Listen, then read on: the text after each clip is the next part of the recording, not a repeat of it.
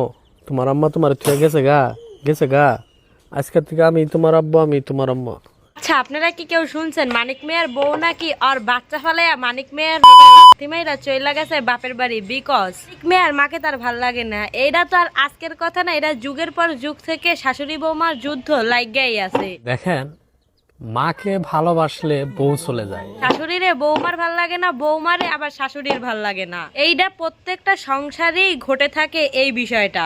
কিন্তু মানিক মিয়া যেভাবে একের পর এক নিজের ইনোসেন্ট মুখটা কইরা আর নিজের বাচ্চারে যে লাগাইয়া ভিউ ব্যবসা শুরু করছে, এটা কি আসলেই উচিত? খাওয়ামো এই 3 বেলা, এটা তো আমার পক্ষে সম্ভব না। আমারও তো কিছু কাজ কাম আছে, বিভিন্ন জায়গায় দৌড়াদৌড়ি করার লাগে।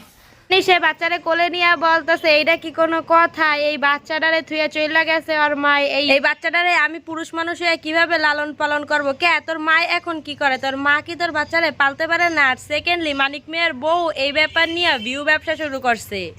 আসসালামু আলাইকুম। আজকে আমি কিছু কথা বলবো। একটা জিনিস আছে, পাবলিক রে ক্লিয়ার কইরা দেয় যে এই বিষয়গুলা হয়েছে, কিন্তু তারা একের পর এক ভিডিও মেক কইরা বলতেছে এইটা হয়েছে, আপনারা আরো বেশি কমেন্ট করেন তাহলে আমি এইটা বলবো ওইটা বলবো। এভাবে আসলে পাবলিক রে ধোকা দিয়ে তাদের শুধু লাভই করে নিতেছে, টাকা কামাইতেছে। মামুন লায়লার মতো ট্রিক্স খাটাইয়া ব্যবসা করতেছে স্ত্রী সন্তান নিয়া। বেশি কিছু বলবো না, আপনাদের এই ভিডিওতে আপনাদের কমেন্টগুলো দেখবো।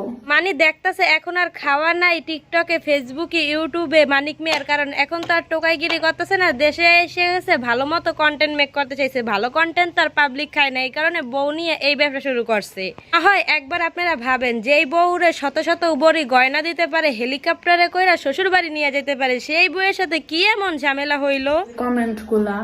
কমেন্টগুলো আপনারা পারতেন ভালোভাবে কমেন্ট করতেন যে আর এদিকে তো মানিক মিয়ার বউ সব দোষ পাবলিকরে দিয়ে দিতেছে। কেন ভাই, পাবলিকরে তোরা জানাস দেখেই তো পাবলিক তো গালি দেয়। যদি ভদ্রভাবে চলতি আর ঠিকঠাক মতো কাহিনী না কইরা লাইফ লিড করতি, তাহলে তার পাবলিক তো কিছু কইতে যাইতো না।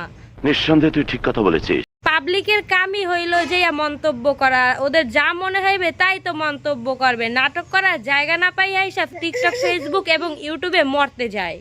এদের যে কি বলবো, এদের বলার মতো ভাষাই খুঁজে পাই না। মানুষ কতটুকু নাটকবাজ হইলে নিজের সংসার নিয়ে এভাবে নাটক করতে পারে? যদিও বা সত্যি সত্যি ঝামেলা হয়, তাহলে এই ঝামেলা প্রাইভেটলি কিংবা পারিবারিক ভাবে কিংবা এলাকার সালিশির মাধ্যমে এইটার মীমাংসা না কইরা টিকটক, ফেসবুকে উড়াদুরা ভিডিও বানায় পয়সা ইনকাম করতেছে।